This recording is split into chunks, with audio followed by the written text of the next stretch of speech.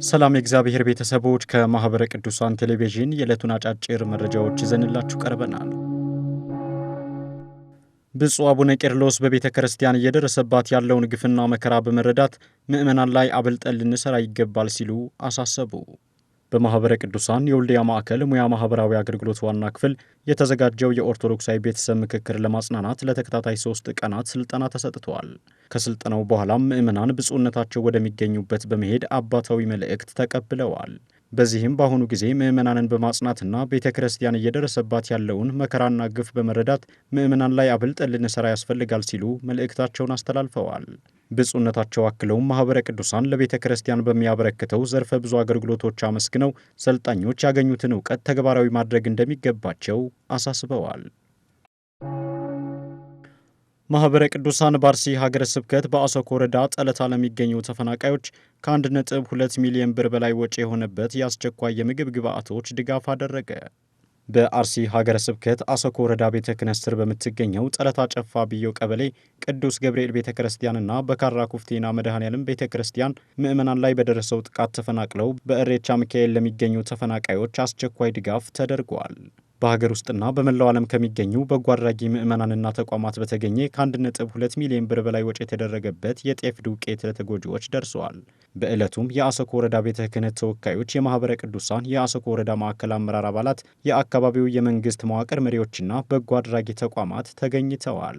የማህበረ ቅዱሳን ሙያ ማህበራዊና ኢኮኖሚያዊ አገልግሎት በ2018 ዓ.ም ላለፉት 9 የአገልግሎት ወራት ብቻ በመላ ሀገራችን 15 የሚደርሱ አስቸኳይ ማህበራዊ ድጋፍ ፕሮጀክቶችን ተግባራዊ አድርገዋል። አርሲን ጨምሮ በልዩ ልዩ ማህበራዊ ቀውሶች የተጎዱ ወገኖችን ሕይወት ለመታደግ የምዕመናን ተሳትፎ ተጠናክሮ እንዲቀጥል ጥሪ አቅርበዋል። ለጠበልተኞች የመጀመሪያ የሕክምና ምርመራ መደረጉ ተገለጸ። በማህበረ ቅዱሳን የአዲስ አበባ ማዕከል ምዕራብ ማስተባበሪያ ሙያና ማህበራዊ ክፍል የጤና ዘርፍ በሸገር ሀገረ ስብከት ምስራቅ ፀሐይ ቅድስት ማርያምና ቅዱስ ጊዮርጊስ ወቅዱስ ገብርኤል ገዳም ላሉ ጠበልተኞች የደም ግፊትና የስኳር እንዲሁም የአይን ምርመራ ማድረጋቸውን ማስተባበሪያው አሳውቀዋል።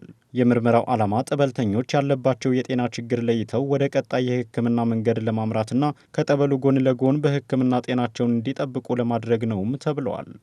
በተያያዘ ዜና በማህበረ ቅዱሳን የአዲስ አበባ ማዕከል የሰሜን ማስተባበሪያ ልማት ተቋም አገልግሎት ክፍል በሁለተኛና በሶስተኛ ዙር ለተከታታይ 6 ወራት በበገናና በልሳነ ግዕዝ ቋንቋ ያሰለጠናቸውን 51 ሰልጣኞች ማስመረቁን ማስተባበሪያው ገልጸዋል።